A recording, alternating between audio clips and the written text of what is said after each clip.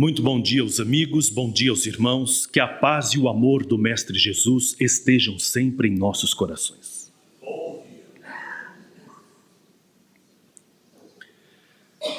A humanidade sempre esteve interessada pela verdade. Desde Tales de Mileto, o primeiro filósofo do Ocidente, nós estamos buscando a origem das coisas. Para ele, Tales, a verdade da origem de tudo que nós conhecemos estava na água. E vejam que interessante. Para fazer a constatação disso, empreendeu uma experiência. Foi até um rio, levou um cântaro de barro, recolheu uma quantidade d'água que suportava o objeto, levou para casa. Daí a alguns dias surgiram peixinhos. A conclusão dele, a água se transforma em peixe.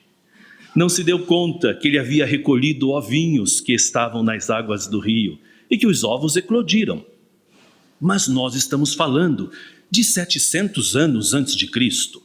Compreensível que o nosso poder investigativo fosse limitado.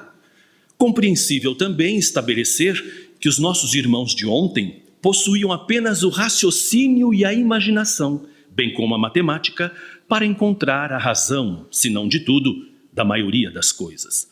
Então esses primeiros filósofos são chamados de pré-socráticos. Depois Anaxímenes trouxe a ideia de que tudo havia surgido do ar. Verificando que as criaturas vivas necessitavam de respirar, a conclusão dele foi lógica. O ar deu origem a tudo que nós conhecemos. Mais tarde veio Empédocles e disse que terra, água, fogo e ar combinados daria origem a todas as coisas. Desde então, observamos a epopeia da criatura humana para encontrar a verdade possível de ser descoberta. Porque como seres imortais que somos, construindo o nosso porvir e esculpindo em nós a inteligência, a emoção, a capacidade investigativa, cada um de nós terá acesso apenas a uma parte possível da verdade. Porque a fim de conhecermos a verdade plena, é preciso nosso desenvolvimento no mais alto grau. Se compreendermos Jesus, que o item 625 do Livro dos Espíritos apresenta-o como o ser mais evoluído que já veio à Terra, Jesus ainda não conhece toda a verdade. Blasfêmia? Como assim? Jesus é perfeito em relação ao planeta Terra e ao nosso sistema solar.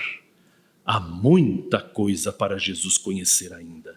Obviamente que o testemunho de amor, de dignidade, de afeto, de respeito, de holocausto que ele deu à humanidade, fez com que ele alcandorasse planos de luz e glória. Mas a evolução é infinita. Então Jesus é o Espírito, segundo informa Emmanuel, mentor de Chico Xavier, governador espiritual do planeta. Mas há espíritos altamente mais evoluídos do que Jesus. Acredito que ele não está preocupado com isso, nem estabeleça uma competição e nem fique ferido com essa nossa opinião. Mas se você acha que Jesus tem toda a verdade, a gente não precisa brigar, está tudo bem. Nós estamos no período da tolerância religiosa, da investigação filosófica, e a filosofia é tão linda que há entendimento para todos. A propósito, nós temos de parar de brigar por essa verdade. Cada um de nós acha que é dono da própria verdade, que a sua religião é a que salva, que a sua religião é a mais importante, que o seu partido político é que vai salvar a sociedade, os extremismos. Quando Jesus nos ensinou que há um único caminho, o caminho do amor, da afetividade, do respeito. Mas ainda no campo investigativo das verdades possíveis de serem conhecidas, eu preciso evocar Leonardo Boff, um teólogo católico, que a propósito fora condenado ao silêncio pelo Ratzinger, o Bento XVI, por conta das suas ideias revolucionárias. Leonardo Boff teria escrito em vários livros: cada ponto de vista é a vista de um ponto. Cada ponto de vista é a vista de um ponto, o que é um problema para a verdade. Vejam, O meu ponto de vista em relação a vocês é amplo. Num golpe de olhar eu posso abarcar toda a plateia. O ponto de vista de vocês é mais limitado por uma questão meramente espacial, de espaço. Então, para conhecer a verdade, é preciso observarmos todos os pontos de vista. Por que dizemos que a justiça de Deus é perfeita? Porque a nossa justiça está baseada em fatos. Se você não tem acesso a fatos e a provas, você não consegue acusar nem inocentar. Agora Deus julga tudo, tem acesso aos fatos, mas julga sobretudo a intenção, porque nos conhece por dentro. É dessa maneira que a justiça divina pôde criar instrumentos de aprendizado e reparação. Refiro-me à lei de causa e efeito e às expiações. A expiação significa sofrer o mesmo mal que fizemos a alguém, mas não com o objetivo de punição, com o objetivo de educação. Mas são as leis divinas perfeitas, interessadas em nosso progresso, desejosas as leis divinas de promoverem em nós o mais alto grau de desenvolvimento possível. Reparem os espíritos superiores, não são extremistas. Não são extremistas. Os espíritos do Senhor, ligados ao cristianismo, que não é a única verdade. Oh meu Deus, que horror! A verdade do amor a Deus e ao próximo está em todas as religiões que surgiram na Terra. Vamos dizer que as religiões são as embalagens que demos a uma única verdade, e que cada povo, que cada civilização colocou o seu colorido especial. E muitos utilizaram-se desta verdade revelada às criaturas humanas para dominar, para direcionar, para impedir. Ora, se nós estamos todos sentados aqui hoje falando de espiritismo com liberdade, nós devemos aos primeiros cristãos que foram mortos, porque não tinham a liberdade de viverem o credo religioso deles.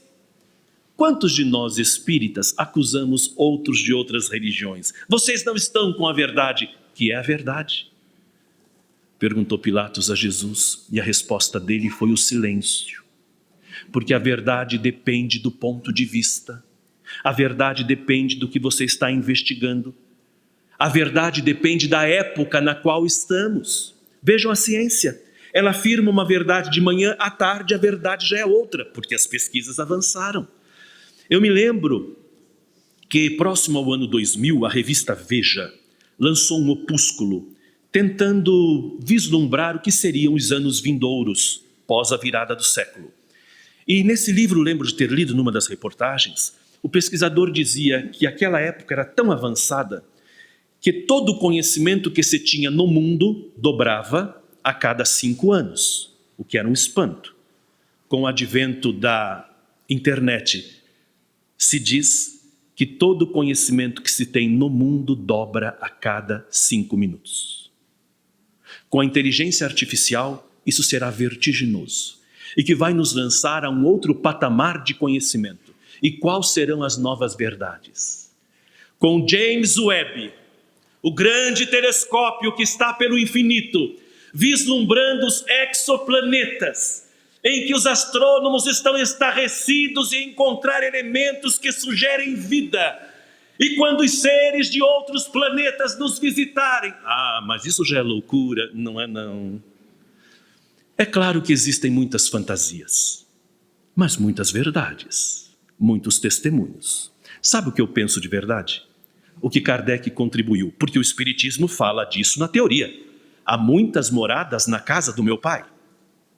Pluralidade dos planetas habitados. O Espiritismo atesta que há vida em outros planetas. Mas eu penso que seres superiores estão nos visitando.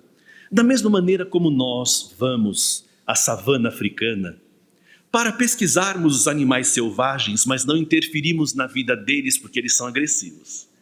Eu penso que esses seres estão olhando para nós como quem olha para a savana africana dizendo, calma que eles são perigosos. Aguardemos o dia em que eles estarão eticamente mais desenvolvida para que o primeiro contato se dê. O que os europeus fizeram com as novas civilizações com as quais tiveram contato no século XV? Mataram-na. Se o Brasil foi descoberto, só do ponto de vista dos europeus. Se perguntarmos para os índios, eles dirão que o Brasil foi invadido. Onde está a verdade? Depende do ponto de vista. Então nós todos estamos caminhando para um período de conhecimento cujas verdades estabelecidas terão de ser revistas, cujas bases terão de ser reanalisadas, mas não dizendo que o conhecimento desenvolvido até agora representou a mentira. Não, foi um degrau, mais um degrau para nos espantarmos com aquilo que as leis divinas nos permitirão fazer. E a inteligência artificial e a internet das coisas, aplicadas em várias áreas da condição humana, vai nos levar a ambientes jamais imaginados, a ambientes inimagináveis, traduzindo o programa do mundo espiritual para a Terra. Ora, o impacto que estamos sofrendo agora foi o mesmo impacto que a imprensa de Gutenberg trouxe para a humanidade. Num período em que os livros eram reproduzidos à mão, ter algo que permitia um livro ficar pronto em semanas ou poucos meses, e esses livros veicularem ideias num período em que tudo era moroso. Hoje, num clique, num botão, nós falamos em tempo real com o outro lado do mundo. Os sistemas de inteligência artificial estão sendo alimentados com as teses de doutorado das universidades mais respeitáveis do mundo inteiro. E o que os médicos farão? Digitarão os sintomas de uma doença. A inteligência artificial vai rastrear tudo que no mundo já se publicou em relação àqueles sintomas, dará um diagnóstico, oferecerá um tipo de tratamento, apresentará determinados tipos de remédios e a proporção do benefício ou malefício que aqueles remédios fizeram em todos os outros testes no mundo inteiro. Será o período em que nós viveremos mais. Será a época em que os nossos corpos vão viver 120, 130, 150 anos com qualidade. Nós estamos participando da maior revolução que a humanidade já teve. Muito mais do que a revolução de Gutenberg, muito mais do que a revolução genética. Entretanto, eticamente, como vamos nos comportar? Muitos empregos deixarão de existir, outros novos serão criados. O que essa inteligência artificial fará? Dominará o planeta? Há um governador espiritual para isso.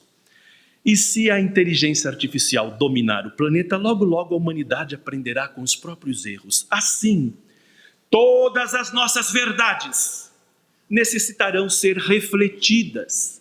E nós vamos descobrir que fizemos um trabalho heróico de investigação sem termos as ferramentas que caracterizarão o século XXI, os séculos XXI e o século XXII. Mas houve um dia em que a verdade e a mentira se encontraram à beira de um rio. A mentira faz um convite à verdade. Dona Verdade, está calor hoje, não está? A verdade, responsável com a investigação, observou e respondeu: sim, está calor. Oh, Dona Verdade, disse a mentira, por que não damos um mergulho nas águas desse rio? As águas estão frescas. A verdade foi verificar. Distendeu a destra, tocou a água e viu que estava fresca, de fato. Dona Mentira, a água está fresca. Então, Dona Verdade convidou a mentira. Vamos mergulhar? A mentira retirou a roupa e mergulhou nas águas do rio. A verdade também retirou a roupa e mergulhou nas águas do rio. A mentira, então, vendo que a verdade se banhava, mais do que depressa saltou do rio e roubou as vestes da verdade, apresentando-se com as roupas da verdade. Desde então, a mentira anda vestida de verdade por aí. E a verdade, ao sair do rio, recusou usar as roupas da mentira, porque ela é a verdade. E desde então a verdade anda nua e crua. E nós, seres humanos, preferimos aceitar a mentira vestida de verdade do que a verdade nua e crua. É o que se observa por toda parte no que se diz os costumes. É aquilo que nós observamos: roupa suja se lava em casa, uma aparência do lado de fora e a essência do lado de dentro. São as verdades sociais que nos enchem de amargura. Por exemplo, quem são os estupradores de meninas de 12, 11, 10? Com respeito à família tradicional brasileira. É o pai, é o avô, é o tio. E as famílias preferem a verdade vestida de mentira do que a verdade nua e crua, e todo mundo abafa. Não, mas o que é isso? E agora homens estão querendo decidir nos corpos de mulheres e dizendo que uma criança de 12 anos tem que ter filho. Tem que ser mãe. Mas a doutrina espírita não apoia o aborto. Depende do ponto de vista. Se a vida da mulher estiver em risco, dizem os imortais, é preferível sacrificar quem ainda não existe do que quem existe. E uma criança de 13 anos não tem a vida em risco ao dar à luz um corpo cujo dela, que está gestando, não está preparado ainda. Mas o que me enche de pavor perante as verdades humanas é que são os homens decidindo sobre os corpos das mulheres.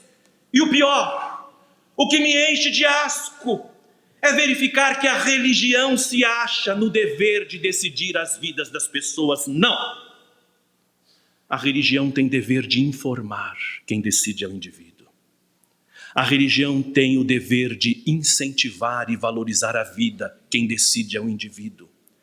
E nós, os espíritas, temos que parar com esse horror de apresentar às nossas irmãs em situações dolorosas como essa, a tese absurda de que se a menina foi estuprada é porque ela é um estuprador reencarnado. Meu Deus!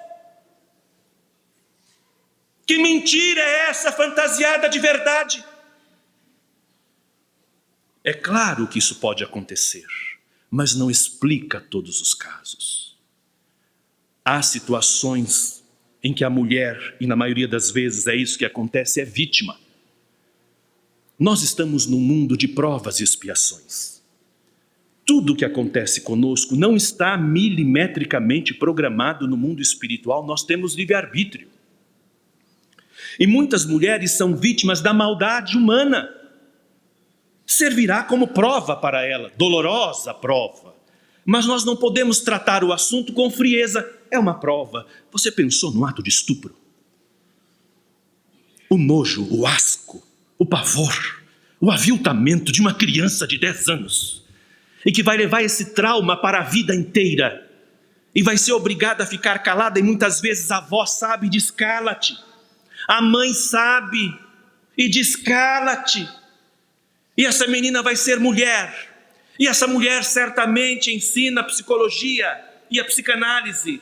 Tem grandes chances de ter dificuldades de relacionamento no futuro. E nós estamos dizendo que ela é culpada, que ela é o estuprador de volta. Não! É um ser humano numa provação dolorosa. Mas nós não podemos reduzir a mulher a isso. A uma provação que ela tem que sofrer calada. Onde é que está o nosso movimento? Os espíritas que fazemos movimentos contra o aborto, mas não fazemos movimento contra os estupradores. Onde estão os espíritas que estamos na classe média, julgamos-nos donos da verdade, mas não tratamos o problema na raiz? Educação sexual. Na família? Não quer na escola? Leve ao psicólogo. Não quer o psicólogo, que a família fale. Sendo o sexo uma força tão valorosa e tão necessária ao equilíbrio humano, nós não podemos escondê-la. É a verdade nua e crua. Temos de encará-la para o avanço da civilização e para entendermos com misericórdia como entendem os espíritos superiores. Observem, em toda a obra da codificação, os espíritos não acusam, os espíritos não determinam, os espíritos sugerem. Agora, com licença, meus irmãos. As espíritas abortam, as católicas abortam, as evangélicas abortam. Significa, a religião não deu conta de esclarecer as mulheres nesse campo, porque elas continuam abortando. E nós devemos fazer o quê? Enquanto espíritas, esclarecer, mas não determinar. Foi o tempo em que a religião nos dominava e nós já vimos que não deu certo. Foi o tempo em que o sexo foi castrado, em que as mulheres, essa coisa de você escolher e casar por amor é recentíssimo. As mulheres casavam-se obrigadas e tinham de suportar maridos draconianos, selvagens, terríveis na sua sensibilidade. E as religiões continuam apresentando a supremacia do homem em relação à mulher. Não! Mas está na Bíblia. Deus fez o homem primeiro e fez a mulher para ser a companheira do homem. É a mentira vestida de verdade. É a mentira que satisfez a sociedade machista israelita da época. Se observarmos o texto sagrado, assim apresentado como tal, Adão reclama a Deus que está sozinho. E Deus diz: não te preocupes, eu farei Eva para ser a tua companhia. Então a mulher nada mais resta. Ela não pode ser advogada, ela não pode ser doutora médica, ela não pode ser professora. Ela tem de estar submissa ao homem. É a verdade da Bíblia, mas é verdade. Quando a Bíblia diz que Deus tira de Adão uma costela, o povo diz: está vendo um osso torto? O que é que viria daí? O espiritismo, que era feminista antes do feminismo, o espiritismo diz assim: se Deus fez Eva da costela de Adão, ele a retirou do mesmo elemento, ela é sua igual, não é a sua inferior. Mas todos sabemos que Adão e Eva não existiram factualmente.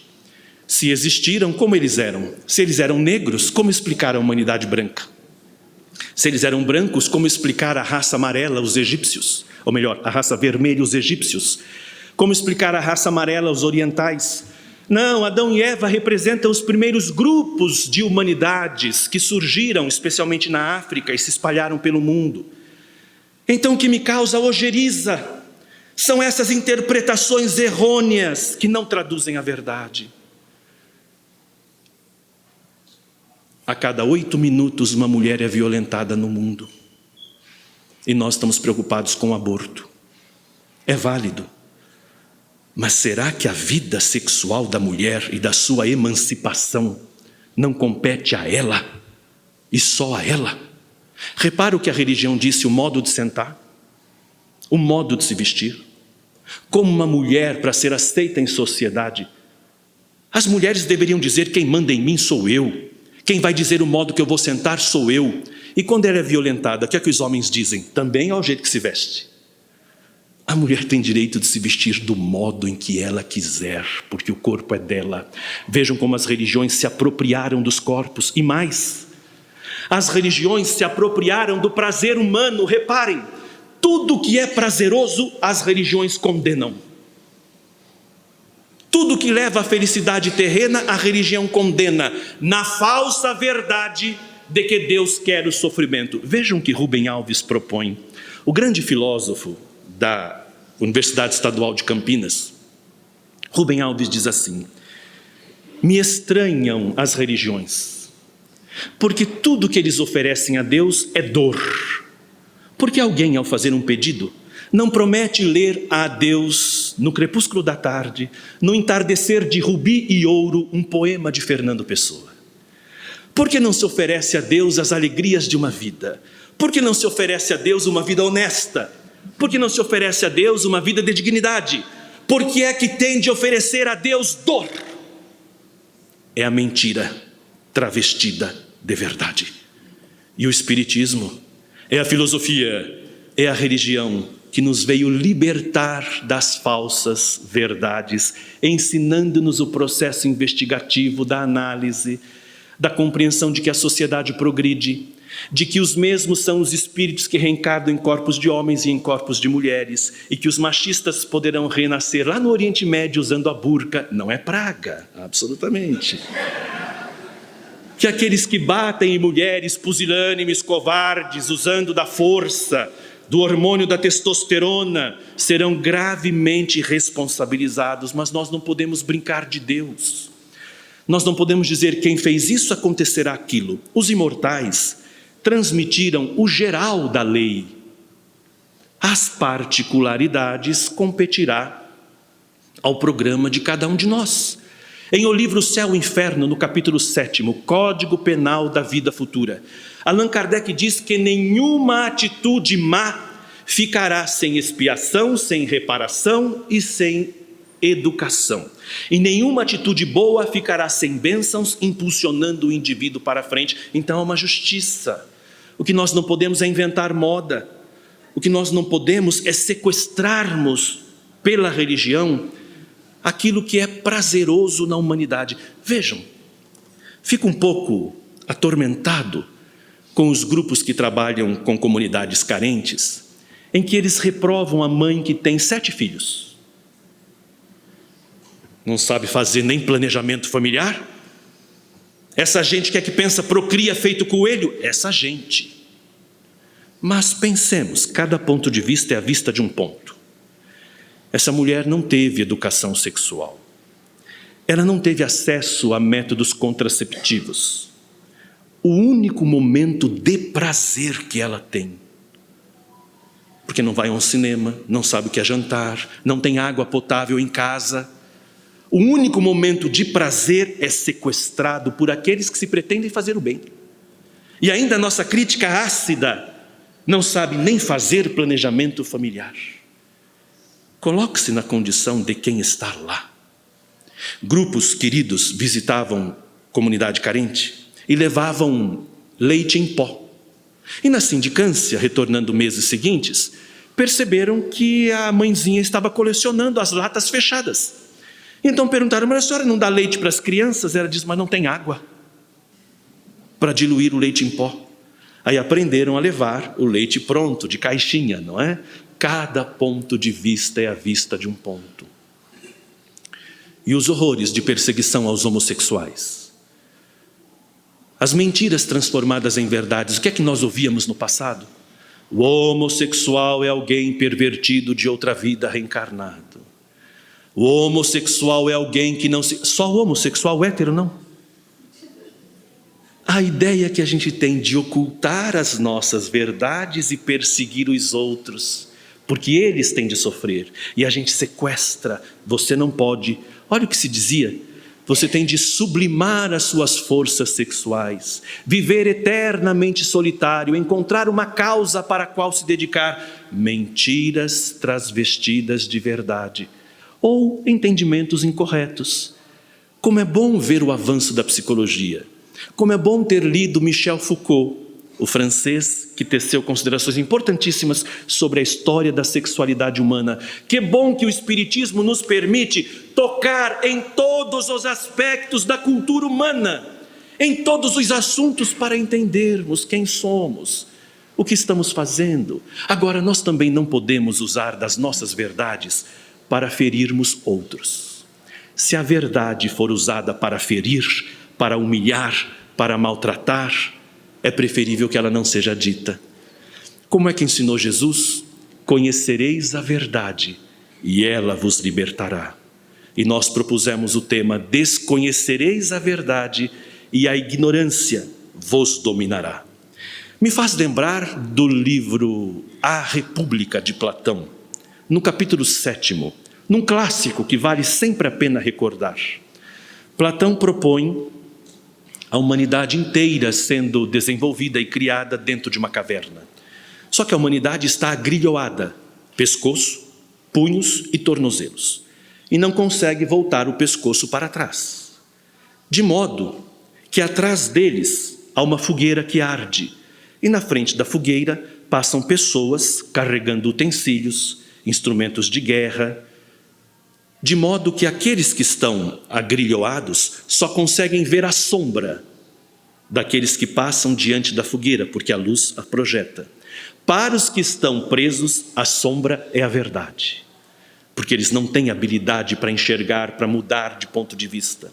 Mas de repente um deles se liberta, rompe os grilhões, volta-se e percebe os utensílios que estão passando na frente da fogueira, que eles têm formas mais definidas, que eles têm cores. E mais do que isso, ele descobre que há uma saída da caverna e que é a vida fora daquele ambiente. E ele ouve o escachoar das cachoeiras, ouve o trinar das aves, sente o calor do sol, o verdejante das campinas, o farfalhar das árvores. Ele fica tão encantado que decide voltar e contar para os seus o que ele viu fora da caverna. Mas os que estão presos às sombras, que julgam ser verdades absolutas, desconsideram as novas informações do que se libertou. Que é isso? Não há vida fora da caverna. Verde, luz, árvores, que coisas são essas? Nós não conhecemos. E porque sentiram-se feridos nas suas verdades, o que é que eles fizeram? Com o libertado que retorna, matam-no. É assim que fazemos com aqueles que trazem novas verdades. O que fizeram com Sócrates? Foi morto. Morto acusado de corromper a juventude. Vejam que coisa. Meleto, Ânito e Licão foram os acusadores. Faziam parte dos 500 notáveis. Sócrates estava próximo dos 80 anos e fora chamado. Sócrates, tu és acusado por corromper a juventude. Mas corromper por quê? Pelo modo com que ensinas. Nossa juventude agora questiona tudo, não obedece nada. Nossa juventude questiona as verdades que temos. Tu morrerás porque ensinaste a juventude a desobedecer. Tu és um perigo. Ele respondeu, perigo? Quantos são de Sócrates? Ora, tu és apenas um, e vós somos 500. Então Sócrates é mais perigoso do que os 500 notáveis? Os 500 notáveis que representam a Grécia toda não poderiam agir de outra forma a ensinar melhor a juventude? Sócrates, Sócrates, teus argumentos nos confundem e nos perturbam. Nós te livraremos da morte se tu ficares calado. Estás proibido de ensinar e terás a liberdade e a vida salva. A resposta do filósofo: uma vida em que não possa ensinar não é digna de ser vivida. Sócrates, tu vais morrer. Ele pergunta, o que é a morte? Se a morte for, como dizem alguns, um mergulho numa noite de sono da qual não se acorda nunca, daquele sono agradável, que mal deve ser a morte. Mas se ela for, como dizem outros, um mergulho numa realidade onde nos encontraremos com os nossos queridos que partiram antes, ora, a morte é uma bênção. Entre um e outro, teremos que morrer para saber em verdade qual é a verdade. Por isso que dizem que todo filósofo é alguém preparado para a morte, porque a verdade plena está fora do corpo biológico. Sócrates é condenado a beber cicuta. Vejam que interessante. Os opositores do bem querem sempre paralisar as verdades. A cicuta é um veneno que funciona de baixo para cima. Vai paralisando os músculos do corpo até chegar ao coração. Sócrates estava aguardando o momento adequado por uma série de momentos históricos que fizeram com que ele aguardasse algumas semanas para o suicídio, porque ele foi obrigado a beber cicuta. Não matou-se por vontade, mas por determinação. E aconteceu que vieram os seus seguidores e disseram, Sócrates, Sócrates, tu foste condenado injustamente. Ele disse, tu querias que fosse justamente? Que bom que foi injusto. Vejam que uma pessoa sábia consegue ver sempre pontos de vista diferentes. Sócrates, nós temos dinheiro de família, nós vamos patrocinar a tua fuga. Não, se Sócrates fugir, estará assumindo uma culpa que não tem. De repente entra Xantipa, a esposa de Sócrates, chorando. Sócrates, Sócrates, tu vais morrer. Não, só o corpo de Sócrates morrerá. A alma permanecerá viva. Os seguidores começaram a chorar e Sócrates disse, eu pedi para que as mulheres se retirassem, que são mais emotivas, sensíveis. E vocês, homens feitos, chorando. Sócrates não morrerá, apenas o corpo. E então pegou do cálice de cicuta com firmeza, sorveu até a última gota, na certeza da imortalidade da alma. Cícero teria oportunidade de dizer que Sócrates trouxe a filosofia dos céus para a terra. E Allan Kardec coloca na introdução do Evangelho segundo o Espiritismo o resumo da doutrina de Sócrates e Platão. Somos imortais, é a verdade inconteste. Vivemos ontem, vivemos hoje e viveremos amanhã. Demais, as nossas verdades serão adaptadas, serão melhor compreendidas, serão corrigidas. Vejam que Jesus foi crucificado pela extrema-direita da sua época. Partidos políticos que se infiltraram na religião e o perseguiram porque ele não vivia de acordo com as normas daquele segmento religioso. Ele foi crucificado, isto é, torturado, perseguido e morto violentamente. Se alguém aqui não sabe, a morte de cruz se dá por asfixia. Não apenas pelas dores horrendas nos pulsos, mas é uma morte lenta, em que você vai respirando, e há um momento em que o pulmão não se enche de ar, e ele entra em colapso, e o indivíduo morre asfixiado. Pelas verdades absolutas de uma religião que não foi capaz de entender o diferente. Jesus era o diferente da sua época.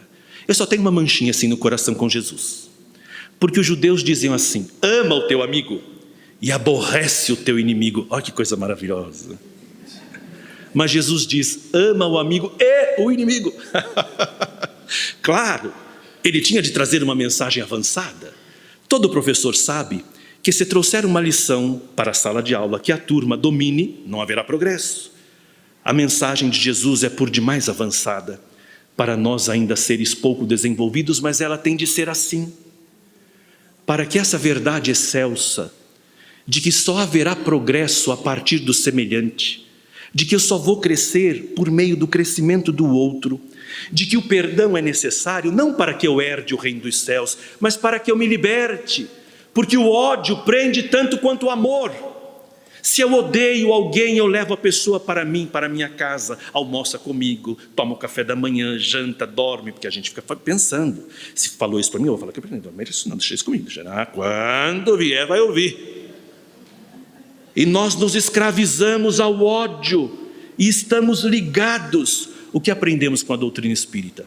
Normalmente esse povo renasce tudo na família.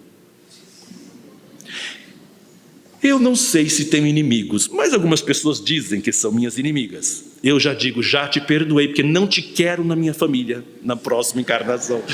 Então eu perdoo, não porque seja bom, mas porque sou inteligente. Ficar carregando mágoas é como alguém que tenha de percorrer um aclive com uma mochila cheia de pedras. Não vale a pena. A mágoa, quando o coração pesa, a alma não se eleva. E nós não conseguimos alcançar o reino dos céus. A mágoa, o ódio, a raiva que alguém tenha da gente, é sempre uma verdade do ponto de vista dela. Que exercício temos de fazer para nos libertarmos disso? Pensar com a cabeça dela. Se eu tivesse a formação que ela teve, se eu viesse da família que ela veio, se eu não tivesse as oportunidades que eu tive, e eu sei que ela não teve, como ela pensaria? Ela não poderia agir de outro modo, porque é só o que ela conhece. De posse desse exercício, você compreende a loucura na qual ela vive. E há pessoas que para viver precisam atacar outras. Agora o perdão não faz pressupor voltar a conviver com a pessoa. Perdoar não é deixar o outro fazer o que quer. Como é que Jesus ensinou? Lemos nas obras da codificação. É um comentário dos espíritos superiores. Jesus condenou a vingança, mas não interditou a defesa. Perdoar é dizer à pessoa, está tudo bem, mas eu não estou à disposição para que você repita o acontecimento. Então nós vamos conviver no limite da cordialidade.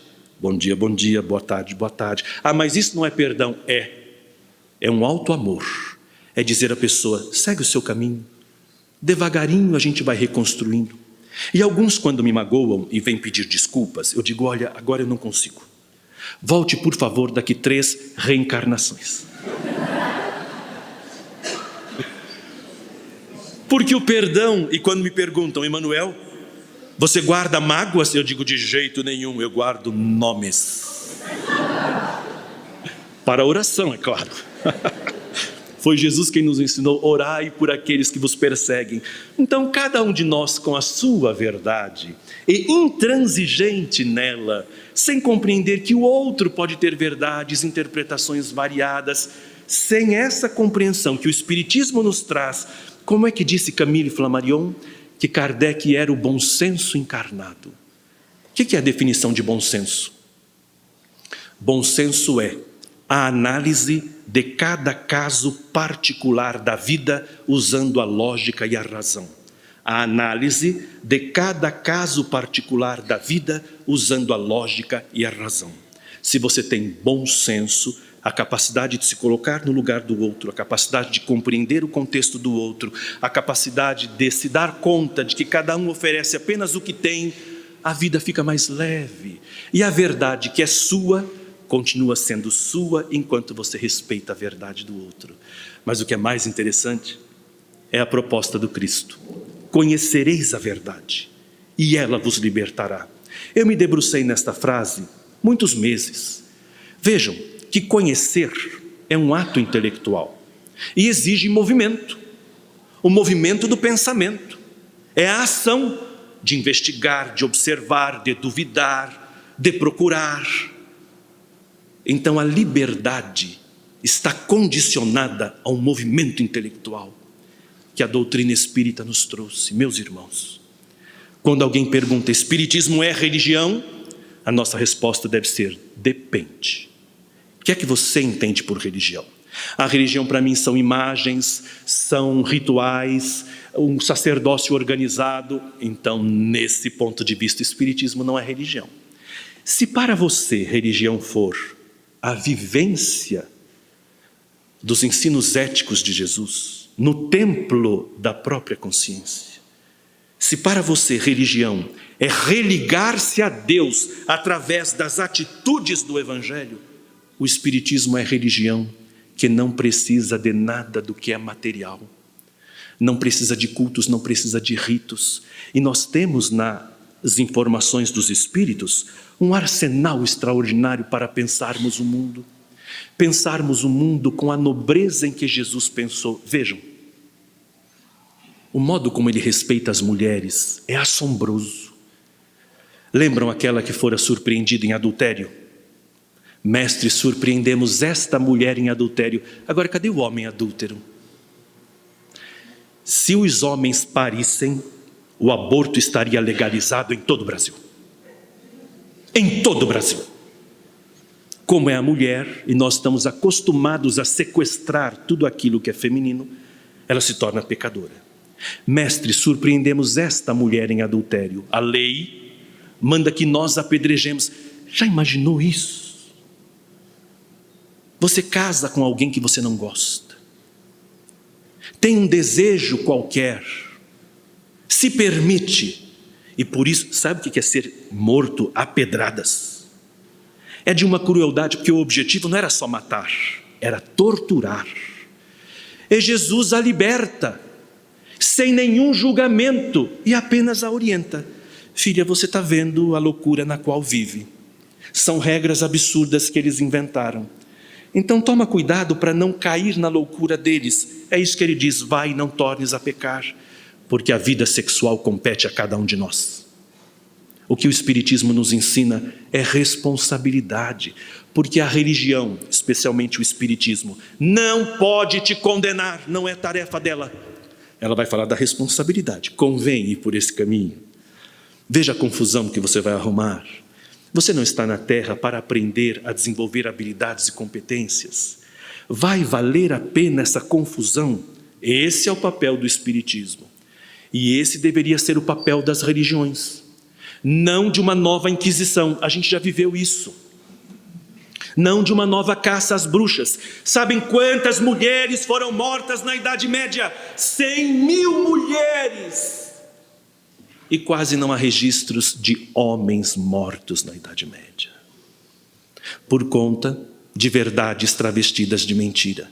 Os clérigos religiosos, obrigados a viver uma castidade, ao não se controlar, cediam ao que se chamava a época de tentações, e para se livrar da mulher que agora sabia das fraquezas deles, eles as acusavam de bruxas, e eram queimadas vivas, sem o menor pudor, já que naquele tempo as mulheres eram consideradas sem alma. Quantas mentiras traduzidas em verdades. E o Espiritismo vem eliminar toda essa bruma, toda essa neblina e permitindo o entendimento mais profundo de nós mesmos. Meus irmãos, nós estamos na Terra para progredir, nós estamos na Terra para o nosso desenvolvimento, não podemos estar atados a mentiras. Não podemos mais uma vez viver o poder religioso que asfixia. Mas isso também não quer dizer que o Espiritismo é a festa do caqui. Então tudo pode, liberou geral. Ora, se é o seu estilo de vida, como é que disse o apóstolo Paulo? Quem não consegue uma vida de celibato, que ferva no fogo. Francisco de Assis disse a mesma coisa. Você não pode impor o que dá certo para você para o outro. A mesma coisa me causa espécie quando alguém diz assim: eu acho um absurdo o padre não poder se casar. Mas você é padre. Quem tem que achar um absurdo é o padre, que não está achando absurdo, porque permanece solteiro, e está tudo bem. O que é que você tem a ver com as escolhas dos outros? É a nossa mania de impor a nossa verdade nas experiências de outras pessoas. Há seres humanos que vão precisar ferver. Vejam Santo Agostinho, o bispo de Hipona. A mãe dele, Mônica, vejam que nome moderno, nós estamos no século V. Mônica orou por ele 30 anos para que ele se convertesse ao cristianismo. E uma ocasião, nos jardins da casa de Mônica, Santo Agostinho ouve uma voz de criança: toma e lê, toma e lê.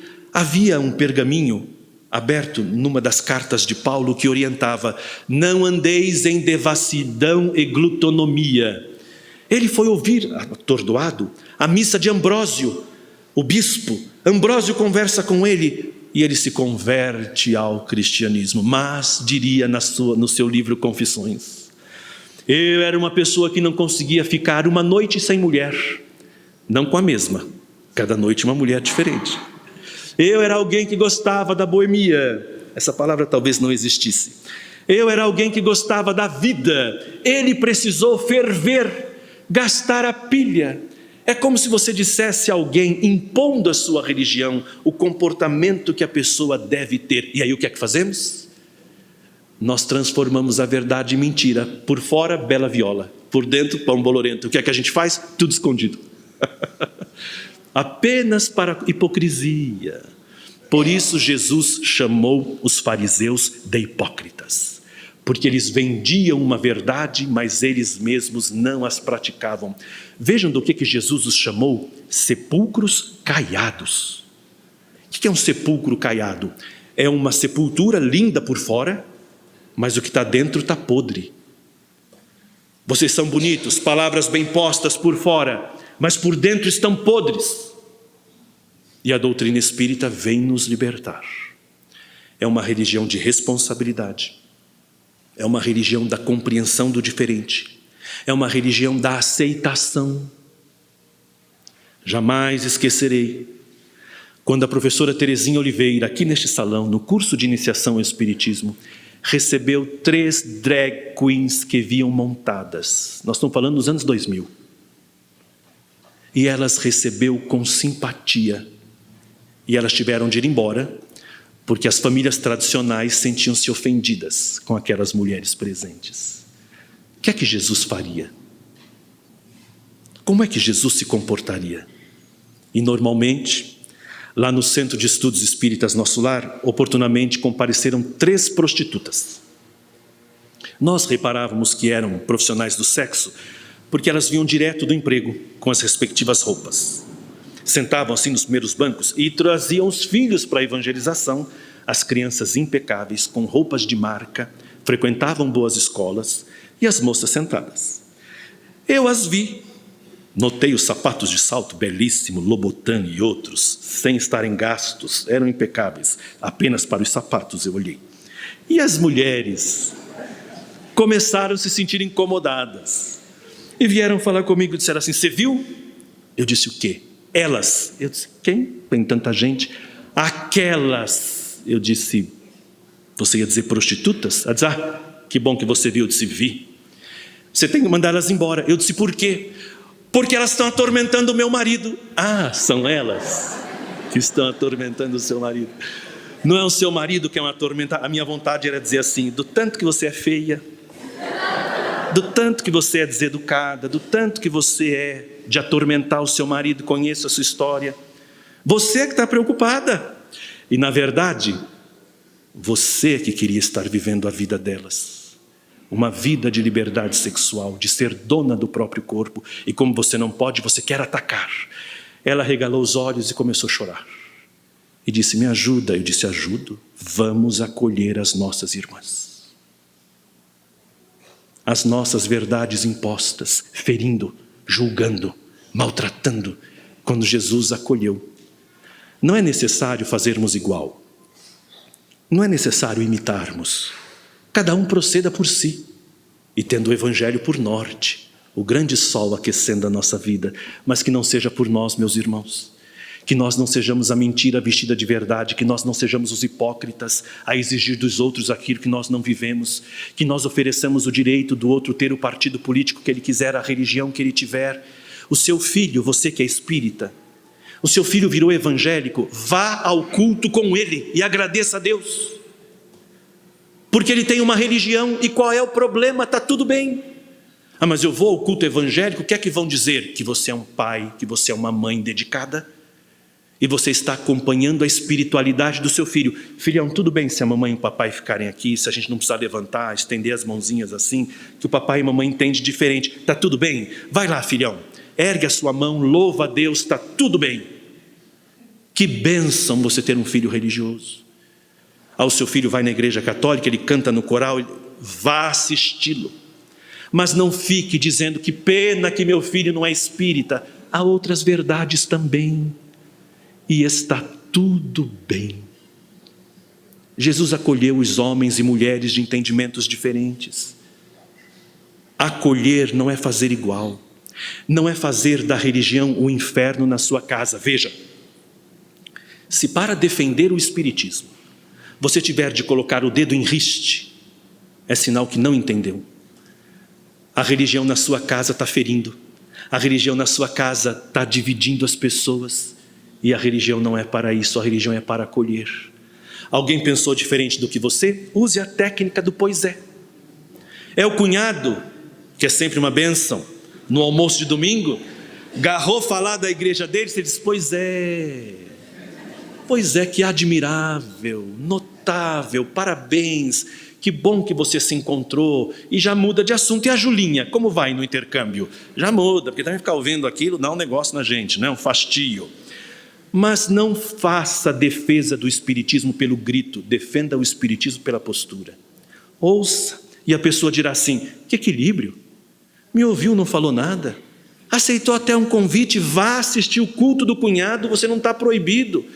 Mas você poderá dizer: olha, admirei, não é o que eu quero para a minha vida, mas eu me sinto tão honrado de ver o quanto você se dedica à sua religião, que Deus te abençoe. Isso é espiritismo. Ser tolerante não é fazer igual, mas é dar direito ao outro ser o que ele é, para que a gente não tenha a verdade travestida de mentira, ou melhor, a mentira travestida de verdade, para que a gente não tenha de ter uma aparência para agradar os outros e termos vontades secretas, desejos inconfessáveis, apenas para servir a uma sociedade que não representa os preceitos do Evangelho. Jesus lutou muito por essa honestidade e ele morreu por ela. Ele poderia ter dito: gente, tudo que eu falei é mentira, e ter se livrado da cruz. Entretanto, ele era a verdade. Eu sou o caminho da verdade e da vida.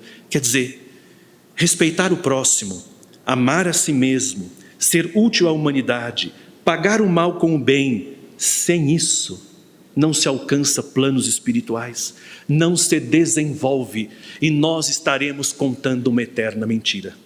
Meus irmãos, nesta hora sagrada e bendita, em que o Espiritismo como verdade consoladora nos recebe, nos abraça, nos estimula, eu quero evocar Eurípides Barçanufo e com ele cantar: